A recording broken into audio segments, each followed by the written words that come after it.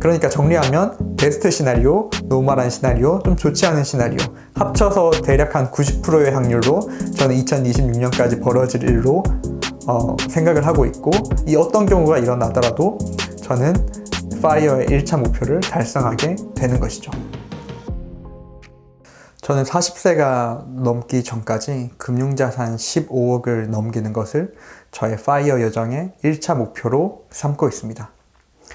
2021년 기준으로 저는 현재 35살이고요. 주식에 9억이 조금 안 되는 금액을 투자를 하고 있어요. 편의상 한번 9억이라고 말씀을 드려보겠습니다.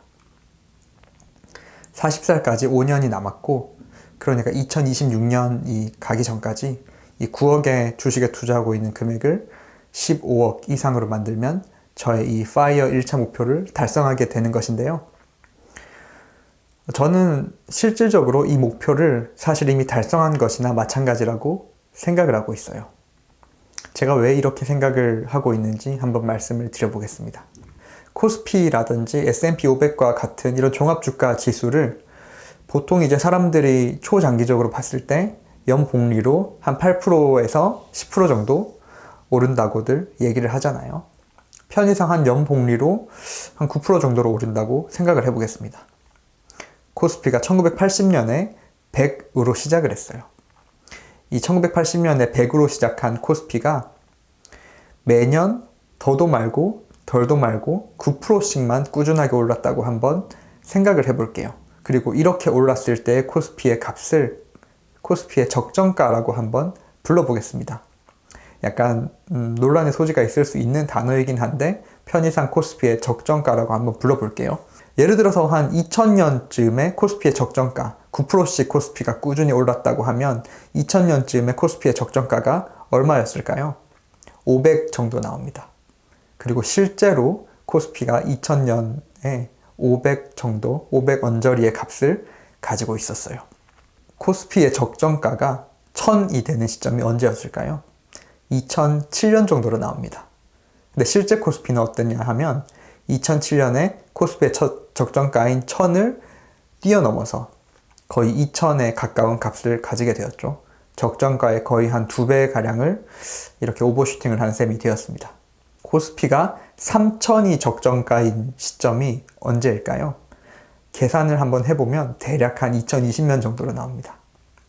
신기하게도 2021년에 코스피가 실제로 3000을 처음 넘어섰죠. 그리고 지금 3000 전후를 왔다 갔다 하고 있는데요.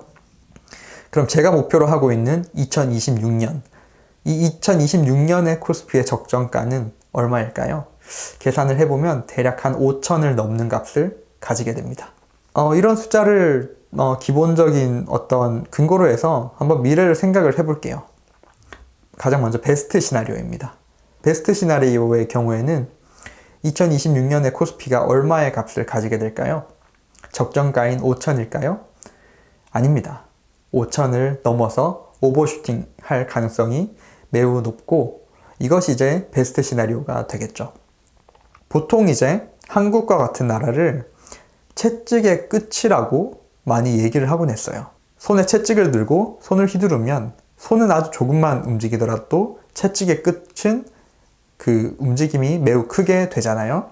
마치 이것처럼 세계 경제는 조금만 좋아지더라도 채찍의 끝에 위치해 있는 한국 경제는 매우 많이 좋아질 수 있다. 이런 것을 내포하는 단어라고 할 수 있어요.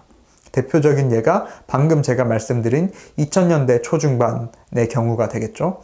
적정가 500에서 시작을 해서 2007년쯤에는 적정가인 1000을 넘어서 2000까지, 적정가의 2배 수준까지 오버슈팅을 했습니다.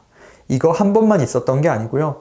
예를 들어서 80년대 중후반 같은 경우에 이어진 코스피의 호황장에서도 코스피의 적정가를 훨씬 뛰어넘는 수준의 상승이 단기간에 한 5년 전후의 기간 동안 일어났습니다.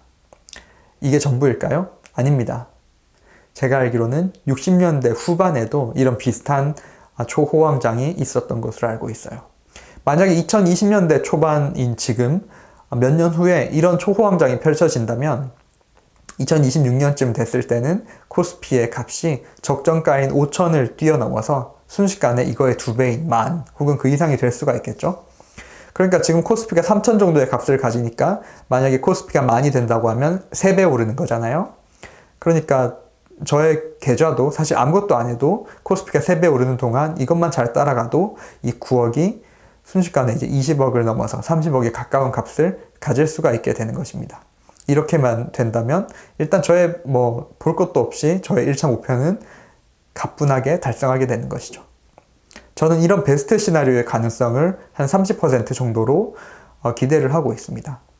두 번째 시나리오는 그냥 노멀한 시나리오입니다. 이런 노멀한 시나리오는 그냥 코스피가 적정가 수준으로 오르는 것이죠. 2026년에 한 5천 정도의 값을 가지게 되는 것. 이게 한 노멀한 시나리오가 될 것이고, 이렇게 되는 것은 코스피가 지금 3천에서 5천까지 대략 한 70%가 오르는 것이잖아요. 그럼 이제 저의 계좌가 지금 9억이 있으니까 9억의 70%는 대략 한 6억 정도 되잖아요. 그러니까 2026년에 15억이 되어서 제가 목표로 했던 이 목표가 달성이 된다고 볼 수가 있습니다. 이 시나리오도 대략 한 30% 정도 저는 그렇게 가능성을 보고 있고요. 마지막으로 좀 좋지 않은 시나리오. 좀 좋지 않은 시나리오는 어떤 일이 일어날까요?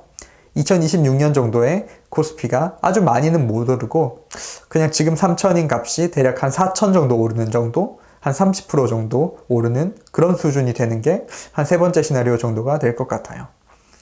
아마 코스피의 미래를 그렇게 긍정적으로 생각하시지 않는 분들조차도 코스피가 이 5년에 걸쳐서 30% 오르는 것은 별 일도 아니라고 생각하실 거예요. 아마 이거는 많이들 동의하실 거라고 생각하는데요. 그래서 이렇게 30%가 오른다고 하면 제가 지금 9억의 자산을 투자하고 있으니까 9억의 30%면 대략 한 3억이잖아요. 그러니까 이 9억이 12억 정도가 될 것입니다. 그 목표액은 15억이었으니까 제가 남은 5년 기간 동안에는 추가로 3억을 더 불입을 해야 하는 것이죠. 그러니까 1년에 6천만 원 정도만 노동소득으로 불입할 수 있으면 저는 목표를 달성할 수 있게 되는 겁니다. 저는 이 시나리오의 가능성도 한 30%로 보고 있어요. 나머지 10%는 어떤 경우일까요? 이 10%는 정말 워스트 시나리오가 되겠죠. 향후 5년간 또 다른 장기 박스장이 펼쳐지는 거예요. 3천에서 별로 오르지도 못하고 3천에서 오르락내리락 하면서 결과적으로 별로 오르지도 못하는, 오히려 떨어질 수도 있는 그러한 최악의 시나리오가 바로 한 10% 정도의 그런 경우가 되겠습니다.